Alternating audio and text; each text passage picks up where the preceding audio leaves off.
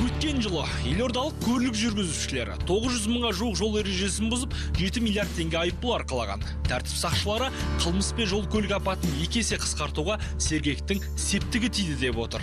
2018 жылы біз осы камера орнатылғаннан кейін 2017 жылы салыстырмалы түрде талдау жүргіздік.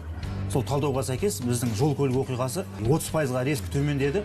Оның ішінде айта кететін жағдай, жол көлік оқиғасынан қаза тапқандар саны 60-тан 34-ке, яғни 52%-ға төмендеп бізге жақсы септігін берді. Сергек отандық жоба. Кешеннің алгоритмдері мен бағдарламасын қазақстандық IT мамандар әзірлеген. Осыдан болар көпшіліктің арасында айыппұлдан түскен ақша өзгенің қалтасына кетіп жатыр деген алып қашпа әңгіме көп. Ал жоба жетекшілерінің сөзіне сенсек, барлық қаражат мемлекеттік бюджетке түсіп, қауіпсіздікті қамтамасыз етуге жұмсаладымыз.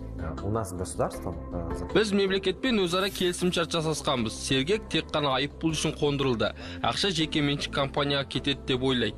Айыппұл мемлекетке төленеді. Мемлекеттің бізге төлейтін ақшасы айыппұлдың мөлшеріне байланысты емес. Сол себепті жүргізушілерге көп айыппұл салуға, сан қуалауға мүдделі емеспіз.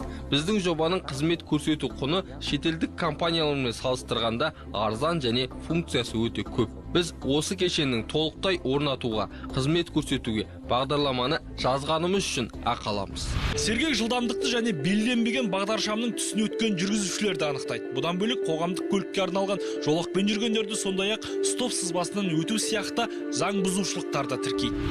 Сергек камераларын жүргізуші және жолаушы белгі тақпауы, ұялы телефонмен сөйлесуі бойынша, яғни автокөліктің ішінде болып жатқан жағдайды ол тіркемейді. Оны жол бойында жаңағы сол жол патрульдік полиция қызметкерлері анықтап жаңағы жауапкершілікке тартады.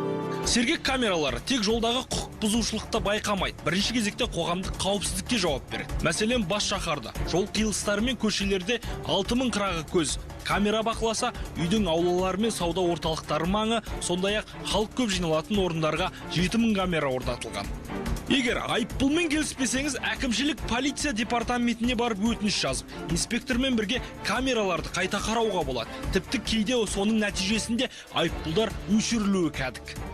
Егерде кісілер, азаматтар келіспеген жағдайда болатын болса, қазіргі біз отырған әкімшілік полиция басқармасының әкімшілік тәжірибе бөліміне келеді, танысуға құқылы. Қазір біз әкімшілік полиция басқармасы мен Нұр-Сұлтан қаласының полиция департаментіне арнайы жаңа колл-центр ашылған.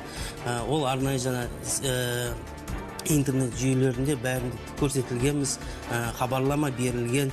Ол жерде жаңағы қала телефоны бар, немесе ұялы телефон нөмірлері бар, және де WhatsApp. Даулы мәселелерде егерде жүргізушінің дұрыс болған жағдайда өшіріле ме? Жиі болмайды ондай, редкость дейді ғой, мысалы, ондай жағдай болатын болса, онда әкімшілік іс қысқартылады.